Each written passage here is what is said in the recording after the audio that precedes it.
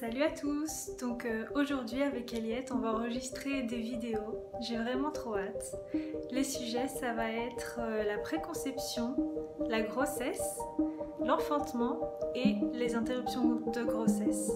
On voudrait mettre davantage de conscience sur tous ces sujets et c'est pour ça que j'ai décidé de l'inviter. Eliette, elle travaille avec amour.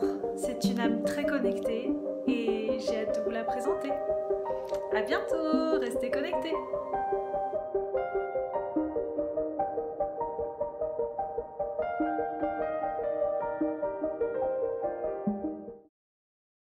Bonjour à tous et bienvenue sur Luminescence TV, la web TV qui pétille.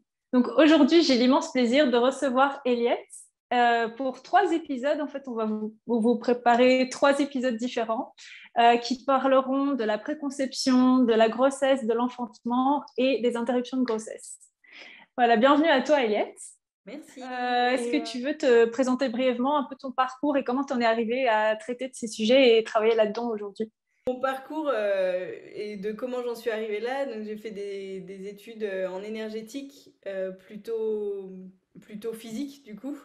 J'ai eu un master en énergie solaire et puis petit à petit, bon, la vie m'a amené à d'autres choses, d'autres découvertes et à découvrir l'énergétique aussi plus subtile, on va dire. Et au moment où j'étais enceinte donc de ma fille, il y a beaucoup de choses qui se sont ouvertes et qui m'ont amené du coup à ce que je peux proposer maintenant. Et ces ateliers-là, et ces accompagnements que je propose autour, donc, comme tu l'as dit, de la préconception, de la grossesse et de l'enfantement et des interruptions de grossesse, c'est arrivé à peu près il y a 2 ans, au printemps 2019. Voilà, ça a commencé à se matérialiser à ce moment-là. Ok, super. Et donc maintenant, tu proposes ces ateliers couramment. Oui, voilà. Maintenant, Oui. avant, je faisais aussi des soins Mm. énergétiques. Maintenant, je fais quasiment plus de soins à des personnes qui viennent comme ça, on va dire.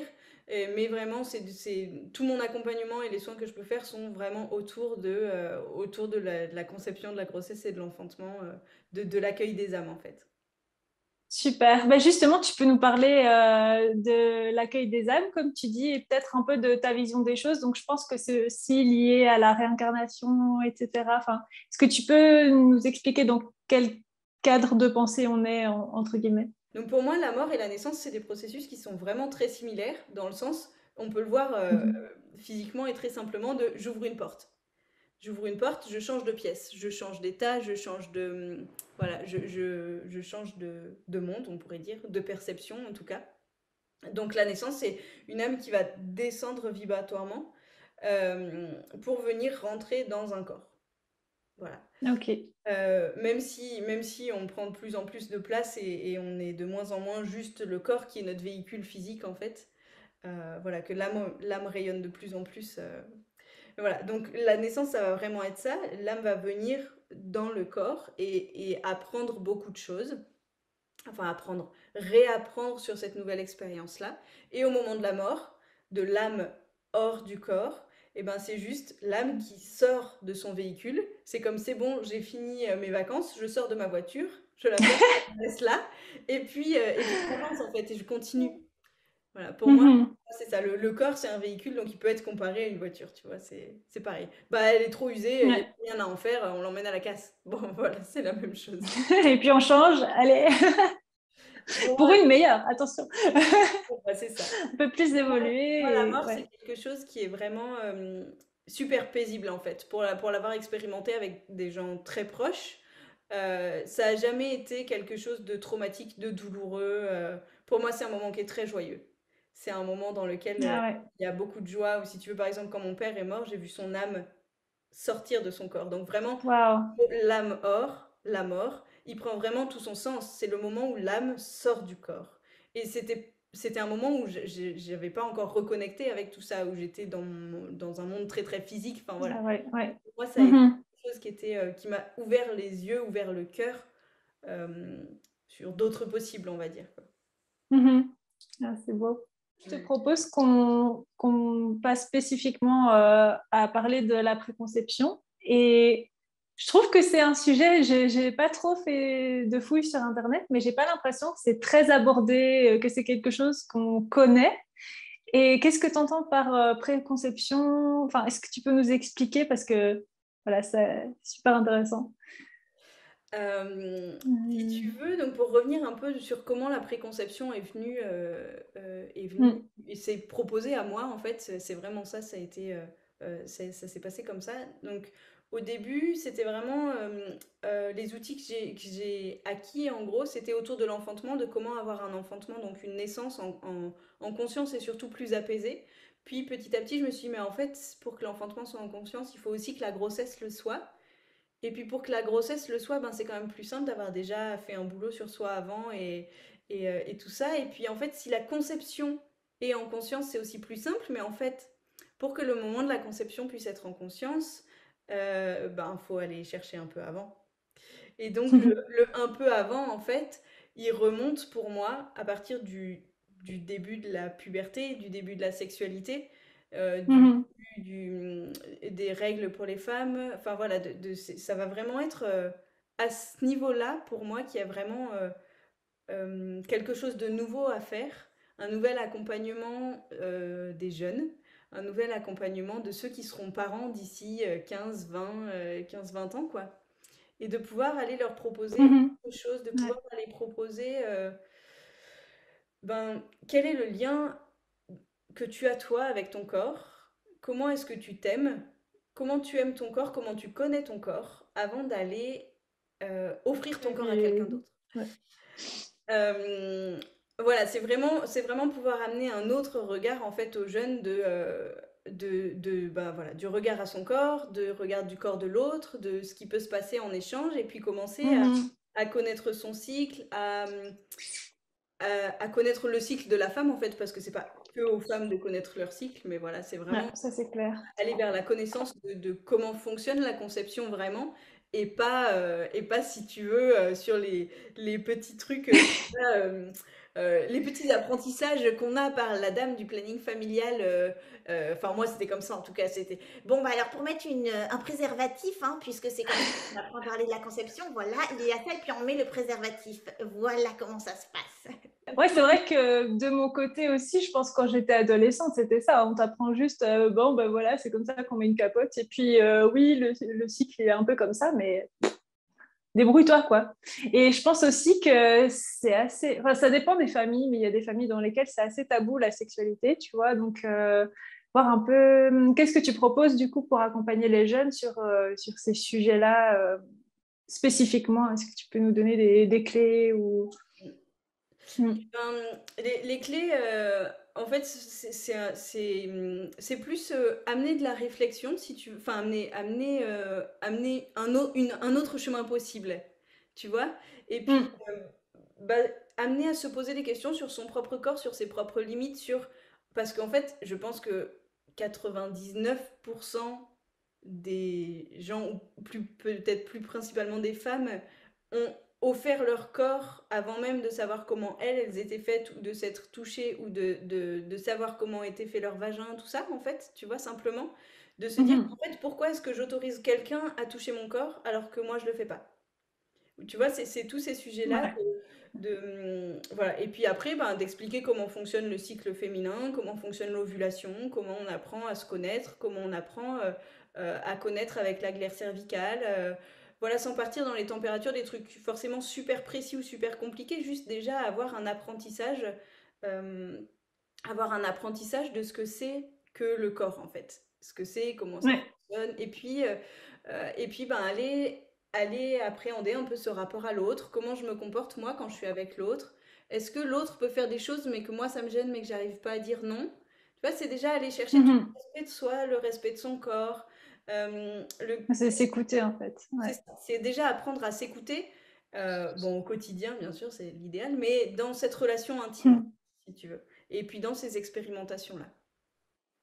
Ok, et pourquoi est-ce que tu veux focaliser sur, donc tu disais les gens du lycée, les adolescents, les jeunes adultes?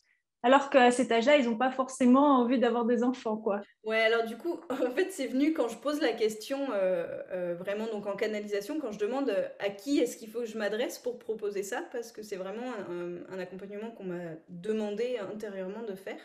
Et c'était la réponse, c'était bah, autour du lycée, en fait. C'est ça le public, parce que en préconception, on va déjà toucher ces gens-là pour Mhm. les parents de demain. Et c'est pas du tout axer le truc sur comment on fait les bébés. C'est pas du tout ça, c'est vraiment amener de la conscience pour que plus tard ce soit une évidence. Tu vois, c'est vraiment construire la relation D'accord. sexuelle en fait, et puis commencer ben, à aller vers de la sexualité sacrée, vers qu'est-ce que c'est en fait le lien. Enfin voilà, est-ce que faire l'amour c'est forcément de la pénétration? Aller parler un peu de tous ces sujets-là. Et donc ça c'est, Mhm. on va dire, c'est une partie de la préconception donc qui va se faire maintenant pour les adultes, on va dire, de demain. Et ensuite il y a la préconception pour ceux qui ont déjà un peu fait tout ce chemin-là et qui souhaitent aller vers une conception en conscience, ou aller mettre plus de conscience euh, dans la, Ouais. dans la grossesse et puis dans l'accueil d'une âme en fait. Et donc là, ça va Ok. être un accompagnement plutôt bah, sur l'explication de ce que c'est que l'incarnation, comment ça se passe, comment ça fonctionne, voilà tout ça. Et puis, en général, c'est plutôt juste une séance pour aborder tous ces sujets-là et puis accompagner vers la parentalité en fait, parce que c'est quand même un changement un peu radical dans une vie que de Mhm. devenir parent. Et 9 mois de grossesse, ça passe très très vite euh, pour celles qui ont 9 mois de grossesse. Mais Ouais. voilà, 9 mois, ça passe très vite. Et puis souvent, il y a la vie du quotidien qui est là. Et peut-être que pour un premier, on a plus le temps de se poser, de prendre du temps. Mais même, c'est quand même rapide. Et du coup, c'est vraiment bah, comment on peut se poser des questions de comment je vais accompagner au mieux l'âme qui va arriver, en fait. Tu vois? Ouais, c'est ça. Ok. Et donc, est-ce que le travail sur soi, tu vois, comment est-ce qu'on se prépare en fait à accueillir un bébé, enfin une âme comme tu dis, donc qui vient s'incarner? Tu vois, la préconception pour moi, si j'ai bien compris, c'est ça. On se prépare aussi intérieurement et on essaye. Bon, s'il y avait des schémas familiaux, des trucs. Enfin, voilà, on fait d'abord un travail sur soi avant d'avoir un enfant. Voilà, est-ce que Bah, tu je pense. peux nous en dire un peu plus ou... Oui, du coup, c'est vraiment aller voir comment tu peux accueillir cette âme, comment tu peux être vibratoirement pour l'accueillir. Donc aller vers un travail sur soi, pour moi, ça commence vraiment par de l'auto-observation, de s'observer en permanence. Et plus tu t'observes vraiment sans jugement, dans la bienveillance, tu vas t'observer toi dans toutes tes réactions. Et du coup, tu vas commencer à voir comment tu te comportes, si tu as déjà des amis qui ont des enfants ou s'il y a des enfants autour de toi, qu'est-ce que ça te renvoie? Comment tu es avec les Ouais. enfants des autres? Comment tu es dans cette relation-là? Comment t'étais toi, enfant, par rapport à tes parents? Essayer d'aller se poser un peu des questions sur tout ça et puis mettre beaucoup d'amour et d'apaisement Mm. en fait sur tout ça, tu vois, bah, pour aller libérer tout ce qu'on a besoin de libérer après. Mhm. Si on l'a pas fait avant, on peut le faire aussi après, ça marche, hein, mais c'est juste que je pense que ça simplifie quand même pas mal de choses de réussir à le faire avant. Ok, super.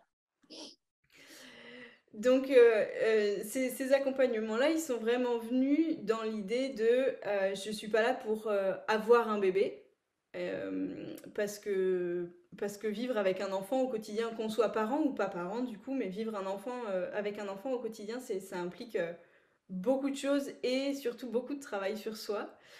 Et donc, en fait, c'est vraiment aller voir au-delà de ce petit bébé qui arrive dans notre vie et de ce qui se passe.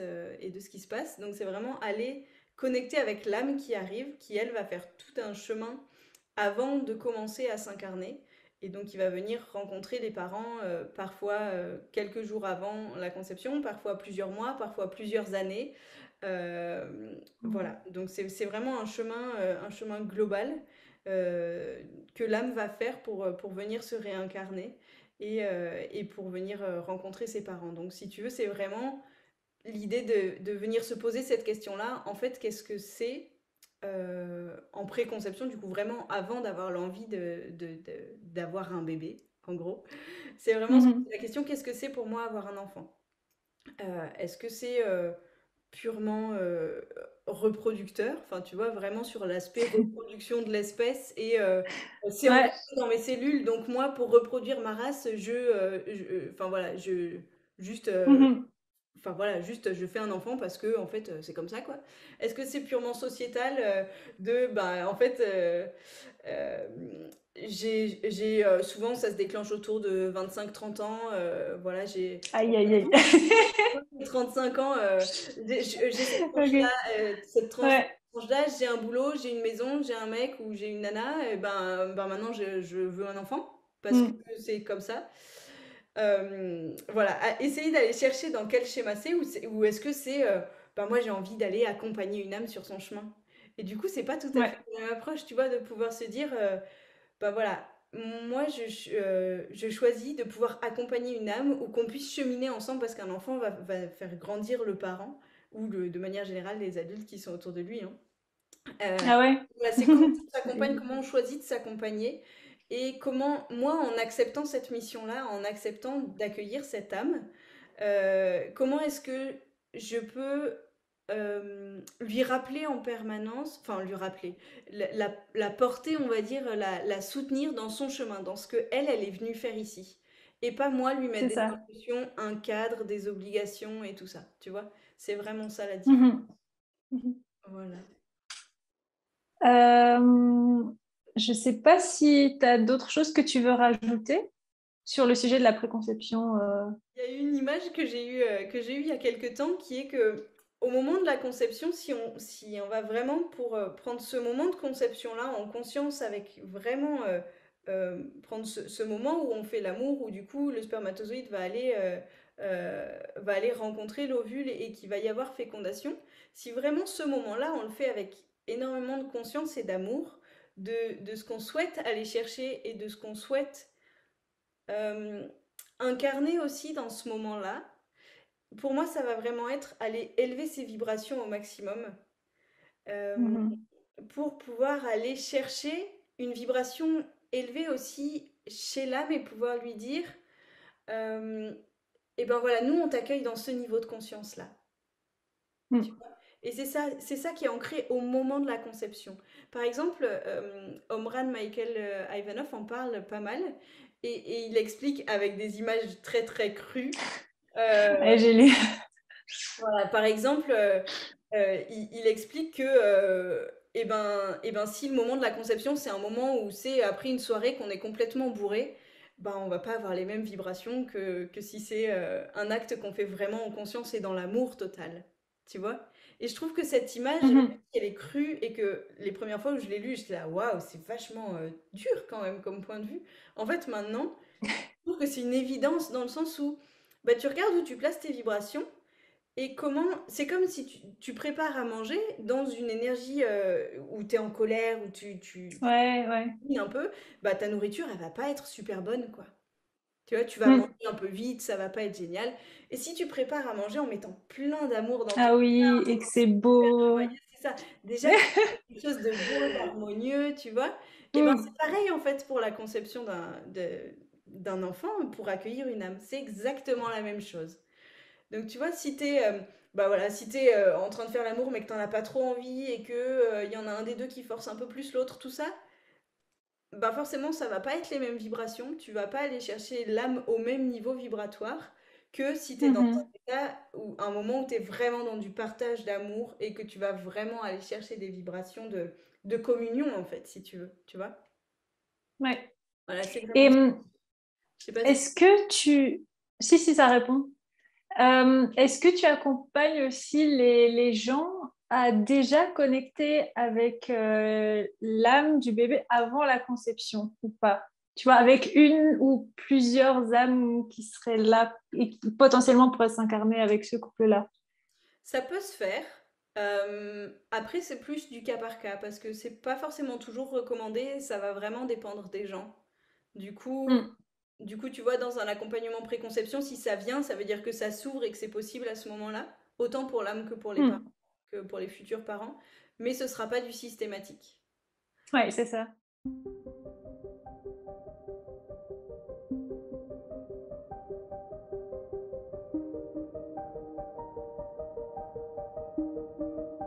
Il y avait aussi, donc j'ai demandé des questions sur mon compte Instagram et j'en ai reçu pas mal qui concernent la préconception, donc je te propose qu'on y réponde. Je crois que je vais les prendre un petit peu dans le désordre comme ça. Alors, est-ce que deux personnes qui se révèlent ne plus être compatibles émotionnellement peuvent induire une infertilité comme une passagère, de manière consciente ou inconsciente? Ouais, c'est super intéressant. Oui, évidemment. La fertilité n'est pas liée à ce que tu es, c'est plutôt dans cet état-là, mon corps, mon âme n'est plus d'accord pour faire ça. Donc c'est pas possible. Et c'est rigolo parce qu'il y a des études scientifiques qui commencent à venir euh, expliquer ça, que l'ovule choisirait vraiment quel spermatozoïde il laisse rentrer, et que c'est plus le spermatozoïde le plus fort qui vient pénétrer l'ovule. Tu vois, donc là, Ah bon? c'est un autre champ qui s'ouvre de compréhension, et en fait, l'ovule a l'intelligence pour dire, toi tu rentres pas, toi tu rentres.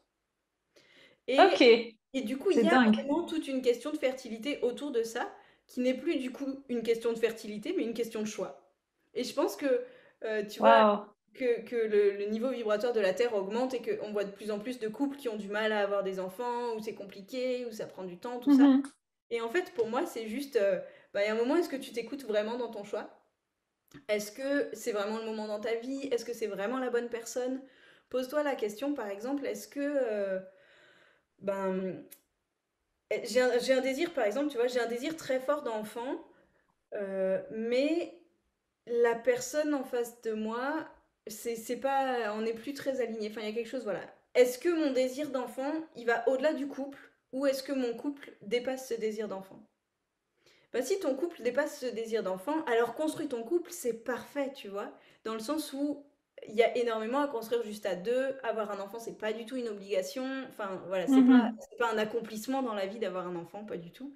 Euh, et c'est plus, bah voilà, si en fait, si mon désir d'enfant il est plus fort et que moi j'ai vraiment envie, là, j'ai vraiment le souhait d'accueillir une âme, j'ai vraiment, je ressens profondément en moi que pour moi c'est le moment de ça, peu Mhm. importe mon couple, et bah change, c'est pas grave. Tu vois, dans le sens, un couple c'est pas une finalité non plus, je veux dire, Ouais, c'est il peut vrai. y avoir plein d'autres choses et on n'a pas besoin de s'enfermer dans des cases. Donc c'est Mhm. vraiment, oui, absolument. Euh, Il y a des personnes qui peuvent se révéler incompatibles pour avoir un enfant. Donc, Ok. ne pas hésiter aussi à vraiment s'écouter profondément et à se dire, ben, en fait, peut-être que c'est pas ce partenaire-là et c'est pas grave. Il peut aussi y avoir une Mhm. séparation en bonne entente et enfin, voilà, après, c'est pas à chacun de Ok. faire par rapport à ça, quoi.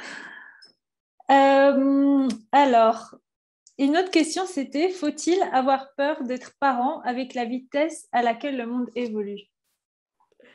Non, non, il faut pas avoir peur, c'est pas nécessaire.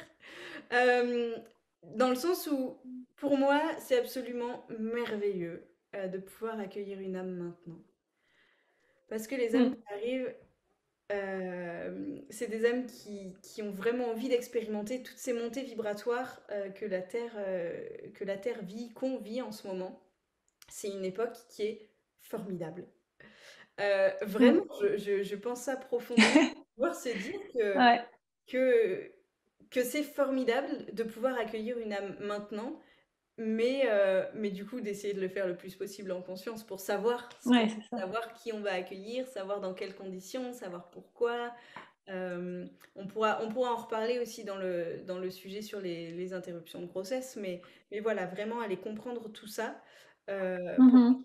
c'est super important. Et non, enfin, on va pas parler de dérèglement climatique, de tous ces trucs-là, c'est juste vibratoirement, on n'en est Mm. plus là, quoi, en fait. On est en train de construire autre chose voilà, avec des vibrations plus élevées, beaucoup plus dans l'amour et pas dans la peur. Super. Alors, une autre question, c'était, est-ce qu'un homme peut conscientiser avant même la création et voir des mois à l'avance à quoi il aspire, garçon ou fille. Euh, j'ai envie de dire autant un homme qu'une femme peut le faire, il n'y a pas de différence là. Euh, bien sûr que ça peut se sentir plus longtemps à l'avance. Les âmes, comme je le disais tout à l'heure, elles peuvent rentrer en contact avec vous, donc futurs parents, qui êtes aussi des âmes. Ne pas Mm. Du coup, les âmes, Ouais. qui vont venir s'incarner que celles qui sont déjà incarnées, peuvent entrer en contact super longtemps avant l'incarnation, enfin avant la conception et le stade d'incarnation. Donc ça, bien sûr, ça peut venir. Après, garçon ou fille, oui, ça peut, j'ai envie de dire, quelle importance. Mais, euh, Mm. mais voilà, oui, on peut aller chercher ces informations-là. Mais il y a aussi des fois où, comme les lignes de temps changent et évoluent, ben ça peut aussi évoluer. Ouais, c'est ça. Voilà. Ok, alors il y avait une autre question, c'était j'ai peur de tout ce qui peut arriver à mes futurs enfants, handicap, accident, maladie. Est-ce que tu peux dire un mot là-dessus? Euh, et ben, j'ai envie de dire, autant se concentrer sur libérer les peurs et vibrer de l'amour plutôt que d'aller vibrer la peur. Quand on a Mm. peur, on va ancrer quelque part nos croyances limitantes, nos croyances qui peuvent être erronées aussi.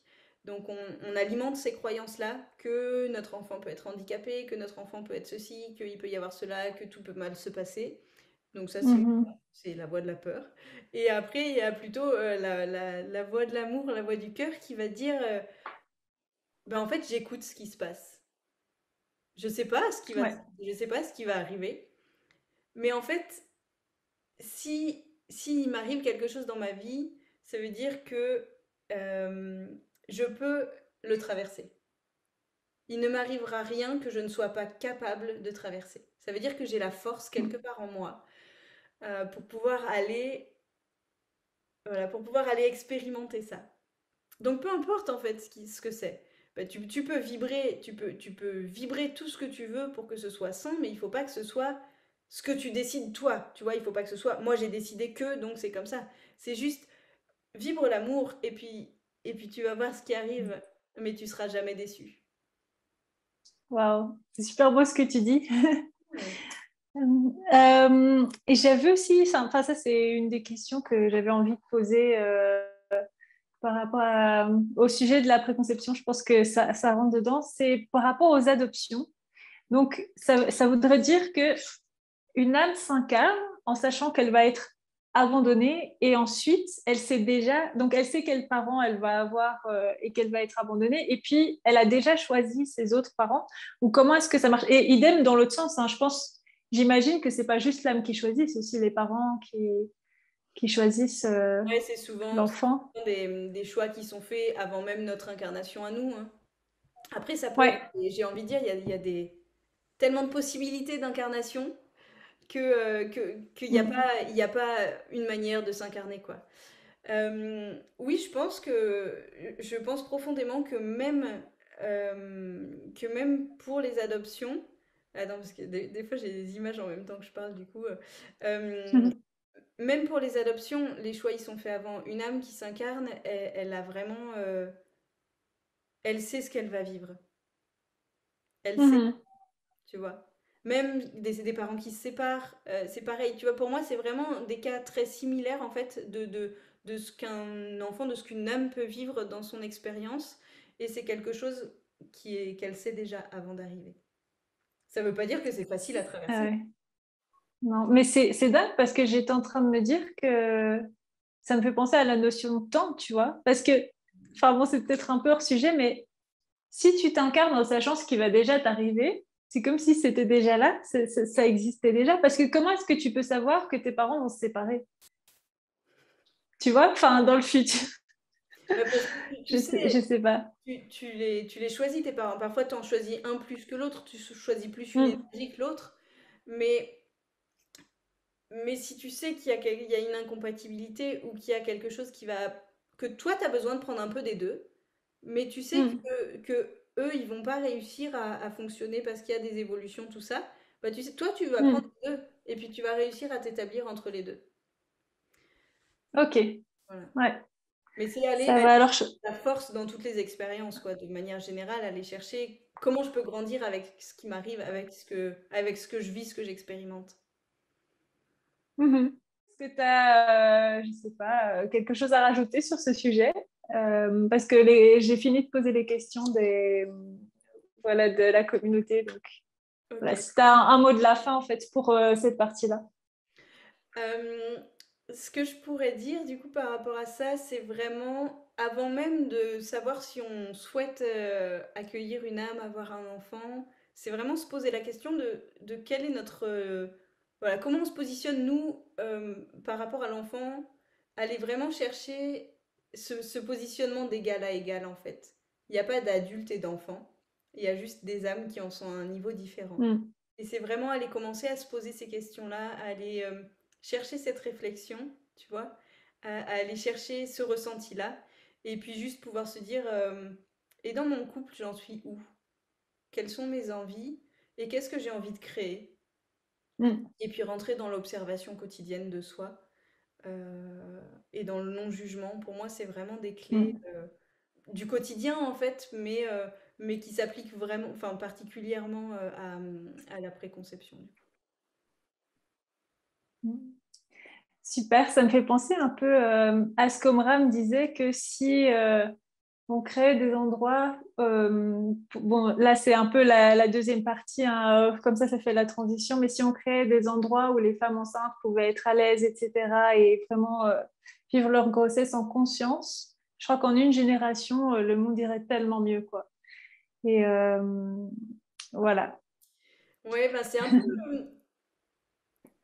un peu, bon, je sais pas si c'est juste d'en parler là, mais c'est un peu mon idéal de construire ce lieu-là, de construire un lieu où on puisse Mm. accueillir les couples pendant la grossesse, un petit peu avant aussi, et voilà, et mettre en synergie euh, toutes les personnes. Ça, c'est vraiment quelque chose que j'ai à cœur de partager aussi, d'avoir des personnes Ouais. qui n'ont pas d'enfants, des personnes qui sont enceintes et des personnes quand je dis enceinte, c'est le couple qui attend un bébé, enfin qui est dans ce processus Ouais. de grossesse, et des personnes qui sont déjà parents, et de pouvoir amener en synergie et avec beaucoup d'amour toutes ces personnes à échanger. Tu vois, ça c'est quelque chose Mm. qui me tient vraiment à cœur parce que je pense qu'on a une clé d'évolution immense là-dedans et de compréhension aussi. Mm. Voilà, c'est quelque chose qui est super important. Ouais. Et c'est magnifique, franchement. Enfin, quand je lisais ça, et en plus, je sais que c'est vraiment le projet que tu as envie de faire, tu vois. Et je voyais les images, je me disais, c'est tellement beau, en fait. Mm. Enfin, ça va être génial. Ah oui. Voilà, donc pour ce sujet-là, on va en rester là. Et puis, je vous invite donc à regarder le prochain épisode dans lequel on va parler de la grossesse et de l'enfantement. Voilà, merci Eliette et à bientôt du coup. À bientôt.